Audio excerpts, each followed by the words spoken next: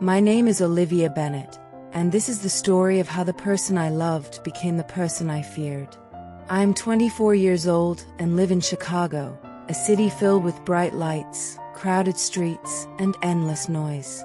People often say a big city makes you feel connected, but sometimes it can make you feel lonelier than ever. 3 years ago, I met Daniel Harris. Daniel was kind, funny, and ambitious. We met during our final year of college. He always knew how to make me laugh, even on my worst days. We spent countless afternoons drinking coffee together and walking beside the Chicago River, talking about our dreams. "I want to see the world," Daniel would say. "And I want to build a home," I would answer.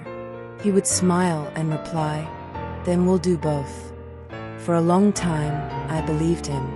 After graduation, Daniel received an incredible job offer in London. It was the opportunity he had always dreamed of. The night before he left, we sat together on a park bench overlooking the city skyline. "Long distance won't change anything," he promised. I squeezed his hand. "You'll come back?" Of course. I wanted to believe him. When he boarded the plane the next morning, I cried all the way home. At first, our relationship survived the distance. We called every day. He sent photos of London streets, historic buildings, and rainy afternoons. I sent photos of my apartment, my office, and the little cafe we used to visit together. The time difference was difficult, but we made it work. At least, that's what I thought. 6 months later, things began to change. Daniel became harder to reach.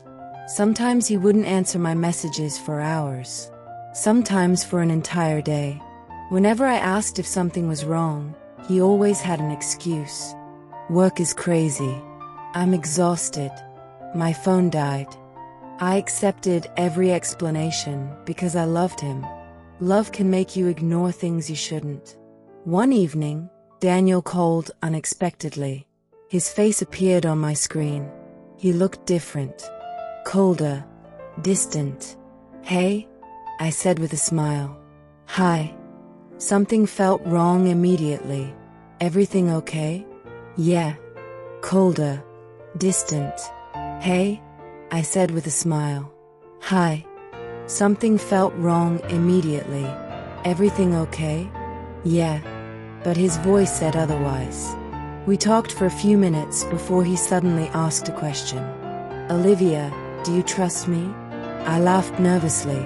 "Of course." "Then prove it." I frowned. "What do you mean?" Daniel hesitated. Then he said something that made my stomach tighten. "I want you to take off your clothes during the video call." I stared at the screen. For a moment, I thought I had heard him wrong. "What?" "You heard me." My heart began beating faster. "Daniel, no." "Why not?" "Because I'm uncomfortable." He sighed dramatically. "We've been together for years." "I know. So what's the problem?" "The problem is I don't want to." Daniel rolled his eyes. "Olivia, stop acting like this." I felt embarrassed, ashamed, confused. This wasn't the Daniel I knew. I said no. The call ended shortly afterward.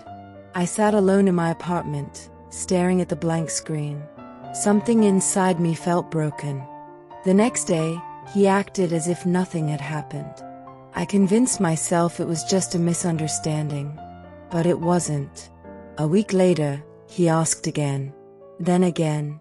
And again. Each time, I refused. Each time, he became more frustrated. One night, he called me after midnight. I answered sleepily. "Daniel." His face filled the screen. "Let's do it tonight." My chest tightened. "No." His expression darkened. "Why are you making this difficult?" "Because I don't want to." "You don't trust me." "That's not true." "Then prove it." I shook my head. Daniel leaned closer to the camera.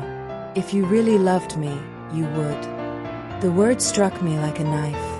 For years, I had given him my loyalty, my trust, and my heart. Now he was measuring my love by something I didn't want to do. I felt tears burning in my eyes. That's unfair.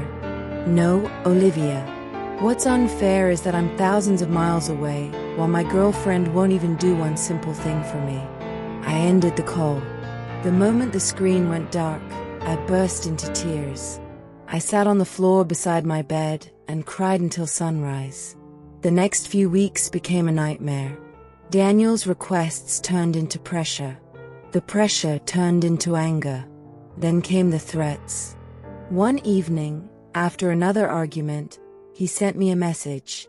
If you won't do this, maybe we shouldn't be together. I read the words over and over. My hands trembled. I felt sick. The man I loved was using our relationship as a weapon. I called my best friend, Maya. She arrived at my apartment within 30 minutes. The moment she walked through the door, I started crying. Maya wrapped her arms around me. What happened? I handed her my phone. She read the messages silently. When she finished, her face turned pale. Olivia, what? This isn't love. I wiped my eyes. It used to be. Maya squeezed my hand.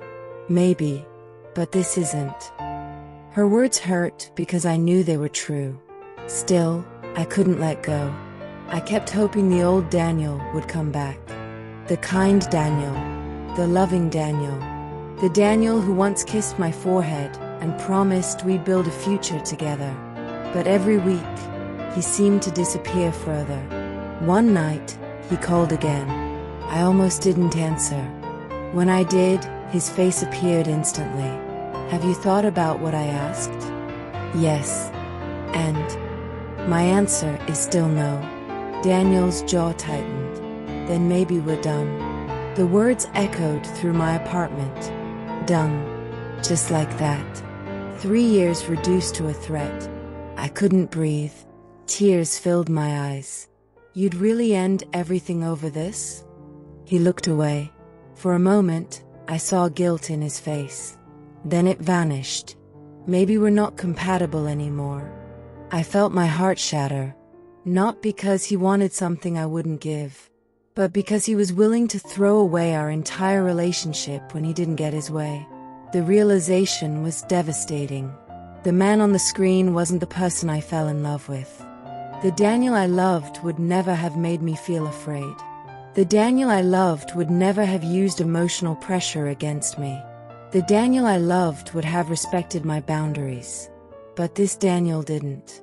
For the first time, I stopped defending him. I stopped making excuses. I stopped blaming myself. The truth became painfully clear. I wasn't losing the love of my life. I had already lost him months ago. The next morning, I woke up exhausted. My eyes were swollen from crying. My heart felt heavy. But beneath the pain was something unexpected. Clarity. That evening, Daniel sent another message. Have you made your decision? I stared at the screen. For the first time, I wasn't scared. I typed slowly. Yes. 3 dots appeared. Then disappeared. Then appeared again. What is it? Tears rolled down my cheeks. But my hands remained steady. My decision is that I deserve respect. Several minutes passed. No reply. Then another message appeared. So you're choosing this? I swallowed hard. No, you already chose this. The silence that followed felt endless. Finally, I sent one last message. I loved you, Daniel. More than you'll ever know. But I won't stay in a relationship where my boundaries are ignored and my feelings are treated like obstacles. Goodbye. I pressed send. Then I blocked his number. Blocked his social media. Blocked every way he could contact me. The moment I finished, I started crying. Not because I regretted it, but because grief has a way of arriving even when you know you've made the right choice. For weeks, I struggled. Every corner of the city reminded me of him. But little by little, things changed. The tears became less frequent. The sadness became lighter. The silence became peaceful. I started spending more time with friends. I joined a book club. I began taking photography classes. I rediscovered parts of myself I had forgotten. Months later, Maya and I sat together beside the river where Daniel and I used to walk. The city lights reflected across the water. For the first time in a long while, I felt calm. Maya smiled. "You look happier." I stared at the skyline. "I think I am." "You know," she said gently, "I'm proud of you." My eyes filled with tears again. But this time they were different. Tears of healing. I looked toward the city lights. And for the first time in a very long time, I walked forward without looking back.